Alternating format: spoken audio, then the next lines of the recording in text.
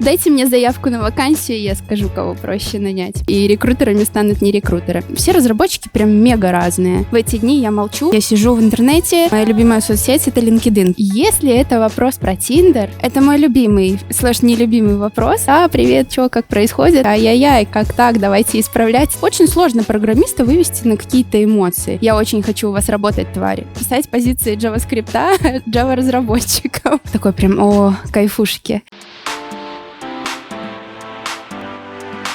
Привет всем! Меня зовут Аня, и я рекрутер, занимаюсь подбором персонала. Достаточно или мне еще что-нибудь нужно добавить? В чем отличие рекрутера от HR? Это мой любимый, нелюбимый вопрос, потому что все очень-очень зависит от компании. По большому счету, HR — это целая сфера. HR — широкопрофильный специалист, он может заниматься достаточно большим объемом задач. Он не ограничен рекрутингом, это может быть и адаптация персонала, и мотивация, и ивенты, и что угодно. А рекрутер — это одна из частей сферы HR, связанная с тем, чтобы найти подходящего человека и привести его в компанию. Сколько времени в день ты молчишь? Нисколько, я говорю во сне. По крайней мере, так говорят. Но на самом деле у меня бывают дни, когда я занимаюсь исключительно поиском, то есть я сижу в интернете, хожу на различные сайтики, ищу подходящих ребят и пишу им письма. И в эти дни я молчу, но потом меня прорывает. Я прихожу домой и болтаю без умолку. Какой твой любимый мессенджер или соцсеть? И почему? Такой вопрос. Наверное, как для рекрутера, моя любимая соцсеть — это LinkedIn, потому что она делает половину моей работы. А с другой стороны, с точки зрения того, чтобы быстро до кого-то достучаться, это телега. Как измерить работу рекрутера? Это кандидаты в день, звонки в день, интервью в день или нанятие очень-очень крутого кандидата? Такой прям фундаментальный вопрос, наверное, над которым задумывается каждый человек, который работает в этой сфере. Однозначно точно на него тебе не отвечу. Могу сказать, что работу рекрутера можно померить, наверное, глобально приведенными в компанию кандидатами, потому что изначально суть работы рекрутера в том, чтобы найти правильного человека. Ну и понятно, что могут быть уже разные отклонения с точки зрения, возможно, лучше считать не приведенных кандидатов, а успешно прошедших испытательный срок. Возможно, лучше считать в том, что кандидат не только прошел испытательный срок, но еще и надолго задержался в компании. Наверное, так, если общо, то в приведенных в компанию кандидатах. Кого проще нанять, джуна или сеньора? Когда ты работаешь над джуном, проще нанять сеньора, а когда ты работаешь над сеньором, проще нанять джуна, мне кажется. Знаешь, я бы сказала, что проще нанять джуна, потому что ты получишь от этого намного больше удовольствия в процессе. Ты на выходе увидишь человека, для которого ты дал шанс начать свой путь. И тебе по завершению всего процесса такой прям, кайфушки. А когда ты ищешь сеньора, есть свои сложности, потому что это очень крутые, опытные ребята, которым нужен свой подход, нужно найти этот ключик, убедить его в том, что именно в нашей компании тебе будет классно. Поэтому как-то так. Снова, кого проще нанять? Тестера, девелопера или менеджера? Это надо думать. Дайте мне заявку на вакансию, я скажу, кого проще нанять. На самом деле, с учетом объема рынка, мне кажется, что проще было бы нанять QA-инженера. Но с другой стороны, если вдруг там QA, который занимается перформансом, то еще и как знать. А слесаря сможешь нанять? Изи. Волнуешься ли ты на интервью? Слушай, да, я волнуюсь на интервью. Наверное, даже больше волнуюсь на тех интервью, которые заранее планируются и которые несут какую-то важную роль. Наверное, любой человек волнуется больше всего, когда он понимает, что на кону, скажем так, стоит что-то важное. С опытом я стала меньше волноваться на таких классических интервью, которые проходят изо дня в день, потому что по факту это уже стало определенной рутиной. Но, тем не менее, волнение, оно присутствует и у рекрутера, и у нанимающей команды, и у кандидата, безусловно.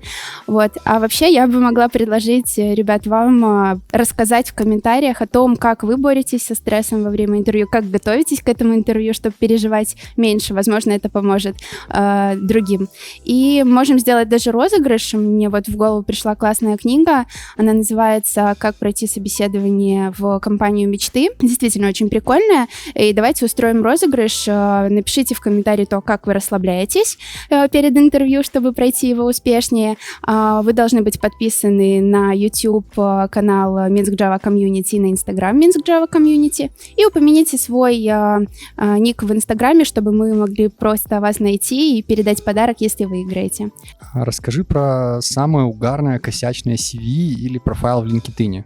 Я сразу вспомнила резюме, которое пришло как отклик на вакансию, которое состояло, там просто это текст, как-то формат называется, даже не вардецкий, а типа просто в блокноте фраза написана, что «я очень хочу у вас работать, твари». Вот такое вот резюме. Оно, конечно, не с LinkedIn, но сразу первое пришло в голову. А что касается LinkedIn, не обязательно. Такого, наверное, не вспомню, потому что, все-таки ребята, когда на LinkedIn что-то постят, это может быть очень-очень коротенький профиль, в котором написано, что я работаю в компании X, занимаюсь делами, и там, типа, я вообще крутой, но, тем не менее, сложно его назвать смешным в сравнении вот с этим примером. А что изменилось с удаленкой в твоей работе? Я страдать начала, потому что мне не хватает общения. Вот мы уже обсудили, что я говорю постоянно, и здесь для того, чтобы поговорить, мне недостаточно повернуть голову и сказать: привет, что, как происходит? Мне нужно звонить коллегам. Поэтому это вот первое изменение. Второе изменение, что мы стали все собеседования проводить удаленно, стараться, по крайней мере, проводить их удаленно. Есть все-таки некоторые истории, когда такой возможности не представляется. Но, тем не менее, да, интервью теперь все у нас проходят с помощью технологий. Что произойдет, если все рекрутеры исчезнут? Прям все-все-все? Все-все-все. В ком-нибудь обнаружится эта исключительная способность, и рекрутерами станут не рекрутеры. Но на самом деле, мне кажется, что если вдруг исчезнет как таковая категория, вообще профессия рекрутер, то просто кто-нибудь другой начнет выполнять эти задачи, от них никуда не деться. Кем бы было тебе интересно работать из технических специальностей и почему? Такой вопрос с подвохом, потому Даже не обязательно айтишка. Я понимаю. На самом деле, я думала в целом над тем, кем бы я хотела работать, если бы не рекрутером, это не касалось технических специальностей, но вот с учетом специфики именно моей работы, я бы, наверное, была, возможно, не претендую, но, возможно, я была бы неплохим QA-инженером, потому что периодически в тех системах, с которыми сталкиваются рекрутеры, в которых работают рекрутеры, происходит столько всего забавного и веселого с точки зрения неправильной работы. Я прям фанат того, чтобы написать, сказать: ай-яй-яй, как так, давайте исправлять, это работает очень плохо, поэтому, возможно, QA. В чем, по-твоему, кроется проблема глупых вопросов кандидатам и заносчивых кандидатов? Я бы сказала так, что глупые вопросы со стороны рекрутера — это проблема подготовки. То есть если ты как специалист пришел на интервью и видишь на собеседовании резюме человека в первый раз, то наверняка, чтобы сформулировать адекватный вопрос, тебе в голову сначала придет миллион неадекватных вопросов. С точки зрения каких-то ответов от кандидата не очень хороших, наверное, это все-таки стресс. Я, по крайней мере, в 90% случаях сталкиваюсь именно с тем, что ребята стрессуют и либо не понимают вопрос, который им задали, либо просто хотят показать себя лучше, чем они есть на самом деле, чего делать не нужно. Ты же ищешь работу, ты хочешь прийти туда, где тебе будет комфортно, отвечать как есть, и в итоге у тебя получится и классное место, куда ты пришел, то, чего ты ожидал, и тебе будет на этом месте комфортно. 3 главных части хорошего резюме. Мотивационное письмо или, по крайней мере, название того, кем ты хочешь быть. Второе, краткое, лаконичное описание твоего опыта. И третье, твой вообще посыл того, на что ты претендуешь, отправляя это резюме. Как справляться с тем, что ты не понимаешь технические термины? Очень легко, и рекрутер не должен понимать, что кроется под словом Python или что кроется под словом, Java Spring Framework. Ему важно, что в команде нужен такой человек, который обладает этим навыком, а кандидат пишет в резюме, что он обладает этим навыком. А уже насколько кандидат хорошо обладает этим навыком и насколько он действительно нужен в команде, они разберутся об этом на интервью. Счастье, питонисты объяснят, что это Python. Python, каких только названий не было, ничего, переживем. А какие технические термины у тебя на слуху? Прям огонь вопрос. Сейчас буду... на самом деле, с учетом специфики тех позиций, с которыми я работаю вот прямо сейчас, у меня скорее на слуху не технические термины, а что-нибудь связанное с С чем? Господи, да с чем я сейчас работаю? Я работаю с контент-аналитиком, поэтому у меня на слуху Google Аналитика, у меня на слуху Excel, сводные таблицы и VLOOKUP. Когда работала с Python/Python и что-нибудь еще разработчиками, это был Python 2, 3, асинхронность, asyncio и как его IO HTTP, и все остальное, что ему сопутствует. Получится ли у тебя, жонглируя этими терминами и вставляя их в предложение, поддержать вопрос на курилке? Слушай, мне на самом деле это никогда не требовалось, но тем не менее мы с нанимающими менеджерами периодически шутим, что посетив там 20 плюс собеседований на какую-то позицию, можно попробовать пойти в другую компанию и пройти собеседование на медла. А чему ты научилась у разработчиков? Тут такой тоже, знаешь, вопрос. Все разработчики прям мега разные. Вот ищешь джаваскриптера, у него там одно на уме, ищешь какого-нибудь там, не знаю, питониста, джависта, бэкэндера, там у него совсем другая история. Мне вообще всегда импонирует и импонировало в разработчиках, когда я с ними работала, то, что они всегда мега спокойные. Вот мне кажется, очень сложно программиста вывести на какие-то эмоции. И вот ты говоришь, там идет обработка информации где-то внутри в этой голове и ящичке, и потом выдается. А что там с эмоциями, что там происходит на самом деле, такая мега загадка. Поэтому не могу сказать, что я этому научилась, но, по крайней мере, это очень крутой скилл, мне кажется, и этому стоит поучиться. Что делать, если кандидат оказался давним знакомым? Это хороший вопрос. Я, как выпускник технической специальности, периодически сталкиваюсь с тем, что нужно собеседовать моего одногруппника. На самом деле все просто. Я говорю, беру сама отвод. И либо команда сама его собеседует без моего участия, либо же мы привлекаем человека из рекрутинга, кто не знаком с этим кандидатом. Как ты относишься к хантингу на конференциях? Я бы хотела уметь хантить на конференциях, потому что уже определенное время есть тенденция того, что все знают кандидата, и люди в целом плохо реагируют, когда они пришли на конференцию, там, не знаю, потусить, познакомиться, узнать какую-то, может быть, новую информацию, а тут эти рекрутеры пристают со своими предложениями. Поэтому в последнее время такого происходит очень мало. А ввиду ковида так и вообще не происходит. Но, тем не менее, вот лично мне было бы прям круто заиметь такой скилл, когда ты подходишь к человеку, знакомишься, узнаешь, чем он занимается, и это прям мега подходит под то, кого вы ищете, у вас завязывается диалог, и там чуть ли не через несколько дней вы приходите к нему с оффером. У меня была одна похожая история. Лично я, как рекрутер, рада, когда такое происходит, но, тем не менее, все должно быть не во вред самим кандидатам потенциальным, потому что, кому хочется прийти на конференцию и просто сидеть тут пообщаться с рекрутерами. Есть для этого и более подходящие места и время. Ищешь ли кандидатов в соцсетях? Если это вопрос про Tinder, то не ищу. Если это вопрос про Facebook, если это вопрос про Facebook и какие-нибудь там, не знаю, ВК, что-нибудь еще, то периодически складывается так, что да. Очень часто история, когда ты находишь кандидата на самом деле в другом месте, это может быть и LinkedIn, это может быть какой-то, я не знаю, его профиль на GitHub, но у тебя нет возможности сконтачить его из этой соцсети, из этого места, и ты просто ищешь его адрес, там, не знаю, в Фейсбуке, где-нибудь еще, и если это не звучит или не выглядит совсем плохо именно для этого человека, можно ему написать. Если я вдруг зайду и увижу, что кандидат, которого я нашла на Фейсбуке, есть возможность ему написать, он там совсем ничего про работу не постит, не репостит, то, наверное, вряд ли я ему напишу, чтобы не травмировать его психику. Но, тем не менее, да, и такое случается. А плюс же есть еще не технические позиции, на которые грех не написать кандидату на Фейсбуке. Какие ошибки допускают начинающие рекрутеры? Надо вспомнить себя как начинающего рекрутера и вспомнить, какие ошибки допускала я. Мне кажется, первая ошибка начинающего рекрутера, она состоит в том, что рекрутер боится вообще что-то сказать, потому что он считает, что он ничего еще не знает. И как выход, как следствие, мы получаем вот эти письма от рекрутеров, которые мне и нужно написать, но я не знаю, что написать, а может, вы к нам придете? И вот с таких писем частенько в сети шутят и насмехаются. Поэтому это, наверное, первая ошибка — бояться что-то написать и бояться выглядеть там незнающим и глупым. Вторая ошибка начинающего рекрутера... Вторая ошибка начинающего рекрутера — писать позиции JavaScript Java-разработчикам. Мне кажется, это самая распространенная. Вот. Третья ошибка начинающего рекрутера в том, что он пошел в рекрутинг. Принимаешь ли ты решение о найме на работу? По большому счету нет, я не принимаю решения, потому что я не беру человека к себе в команду. команду, я помогаю другой команде найти подходящего специалиста.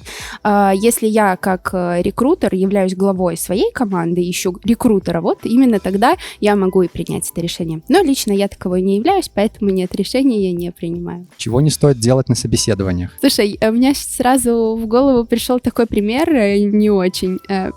Я его расскажу, но он не будет входить в топ-3, потому что он не распространен. На интервью не нужно лизать стол. Вот это точно то, что не стоит делать. Но, тем не менее, если ты по таким частым ошибкам, на интервью не стоит молчать, когда у тебя есть возможность спросить все, что важно и нужно. Понятно, что если тебе ничего не важно и не нужно, ты не можешь задать этих вопросов. Но, тем не менее, не стоит пренебрегать на интервью временем, отведенным для того, чтобы уточнить все, что нужно. Ты выбираешь работу, и ты сам наверняка заинтересован в том, чтобы прийти в классное место. Поэтому обязательно нужно задавать вопросы. Второе, что не стоит делать на интервью, не стоит опаздывать и не предупреждать об этом. Да, нередки ситуации, когда, там, не знаю, трафик, пробки, что угодно произошло, и ты опаздываешь, но ничего не мешает набрать на телефон рекрутера, сказать: слушайте, я тут задерживаюсь на 5, 7, 10 минут, ничего страшного, я приеду. Вроде бы все очень обычное, там, стандартный этикет, но, тем не менее, этим периодически пренебрегают. И третье, что не стоит делать на собеседовании, это... Не придумала я еще пока, что третье не стоит делать на собеседовании. Пусть будет не лизать стол, как я говорила в начале. Онлайн или офлайн собес? Мне нравится онлайн. Потому что такой сидишь, все очень быстро происходит, если классный интернет, если, конечно, не классный, лучше офлайн. Но, тем не менее, это экономит достаточно много времени для обеих сторон. Что ты можешь посоветовать своим кандидатам? Я советую всем своим кандидатам, которые приходят на интервью, просто расслабьтесь. Не решается ваша судьба в глобальном смысле, не происходит чего-то сверхординарного. Это просто очередное интервью. Таких интервью может быть достаточно много, и просто нужно вот в моменте получить максимум из того, что вы можете. Напротив вас сидят точно такие же люди, как и вы. Кто-то, скорее всего, даже тоже стрессует и нервничает, если проводит там не 200-е интервью в своей жизни. Просто нужно расслабиться и в этом моменте рассказать то, что ты умеешь, знаешь, хочешь, и если на выходе получится классный результат с обеих сторон в виде оффера, то здорово. Какой совет ты дашь тем, кто хочет стать рекрутером? Подумайте об этом. На самом деле, никого не отговариваю, у всех свои мотивы и все интересы, но, тем не менее, рекрутинг — это то направление, в котором ты практически никогда не можешь быть на 100% ответственен за свой результат. С одной стороны, ты всегда зависишь от кандидатов, ты никогда не можешь, как бы ты ни договорился с ним, о чем бы ты ни поговорил, всегда есть шанс, что он не придет на интервью, что он не выйдет на работу, что он вроде бы пообещал, а на деле не выполнил. А ты как бы несешь за это ответственность. И с другой стороны, есть нанимающая команда, у которой свои ожидания, которые они могут поменяться с течением времени в процессе поиска.